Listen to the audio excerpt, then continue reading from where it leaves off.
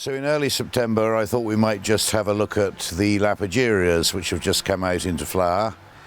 We've got 3 different varieties of Lapageria rosea for you to look at. In a good year without any frosts in November, we may still have the odd flower or 2 by Christmas. These are Chilean plants which flower away for weeks and weeks, if not months and months. But they are the most awkward and difficult plants to grow. The first thing that you need to know about Lapagerias is the roots of the plant must always be in absolutely full shade. A bit like Tropiolum speciosum in that sense. And you can see here that we planted this plant when the camellia, which its roots are under, wasn't nearly as big.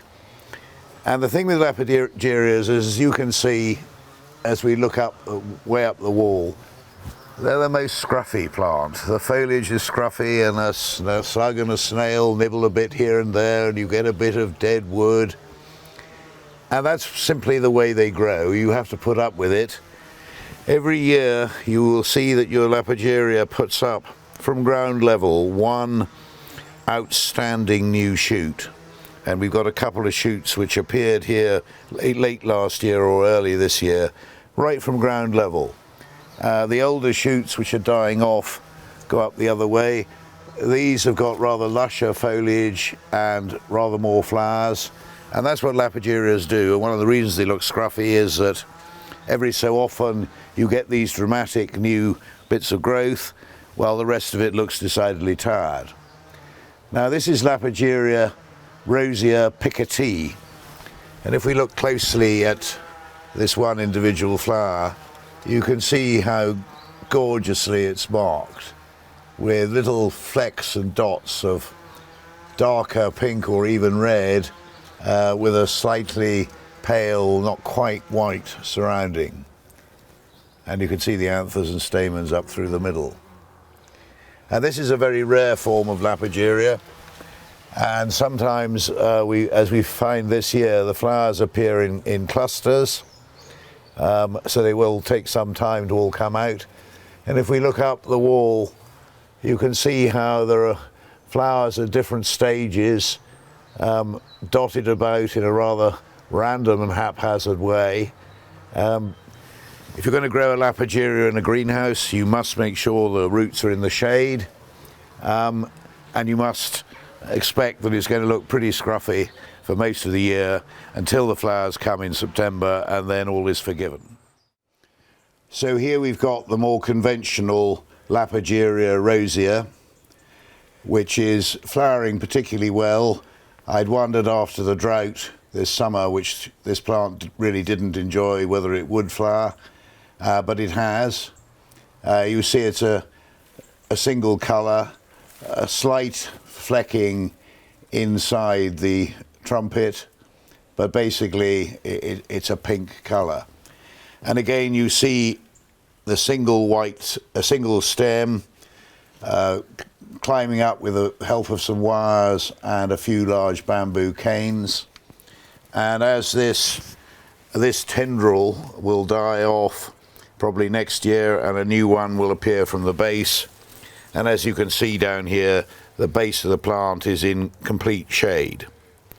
And what we do here is every spring we put on a good dollop of well-rotted dung. Lapagerias are greedy plants, and a good dollop of dung really gets them going and gets a much better set of flowers. So here we've got another variety of Lapageria, which goes under the name of Lapageria rosea flesh pink. And as you can see, a bit of its flesh there has been nibbled by a slug or a snail, and the leaves aren't looking very pretty. In fact, the whole thing's looking a bit scruffy until you actually see those extraordinarily pale flowers with just a strip of pink going up the individual petals. Absolutely beautiful, but a very scruffy plant. Here you can see that we've actually made sure that the base of the plant is in shade by surrounding it with a pile of large stones, and every year we lift those stones, get a good lot of dung onto the roots, and away we go. And it looks as though that in this dry year we didn't get a single new shoot growing up here, but you can see how it's tried to go up the gutter and up the drain pipe and then died back a bit, probably as a result of the lack of water. So we've talked about how scruffy Lapagerias can look, how beautiful the flowers are, but propagation of Lapagerias is extraordinarily difficult, and we're now just going to have a little peep up in the greenhouses and have a look at how you propagate Lapagerias. So here we've got a couple of young Lapageria plants, and they're sitting in the mist bench, and what Asher the propagator has done is to push down some of these tendrils and lay them on the ground and peg the tendrils into the ground at various places with their leaves still attached.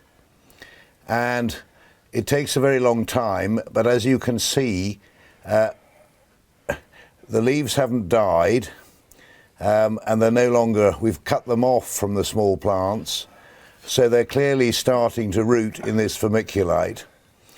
And hopefully by next spring you'll begin to see a little bit of new growth come, which will prove that they have actually rooted.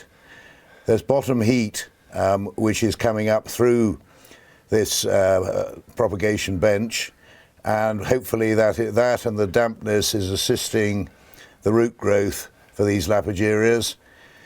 It's a labour of love. It's a loss leader from a propagation point of view. It's never going to be something where you can produce hundreds, which is why Lapagerias are very expensive plants, very hard to come by, and often don't look their best in a pot, although the stock we've got at Caerhays at the moment is looking tremendous.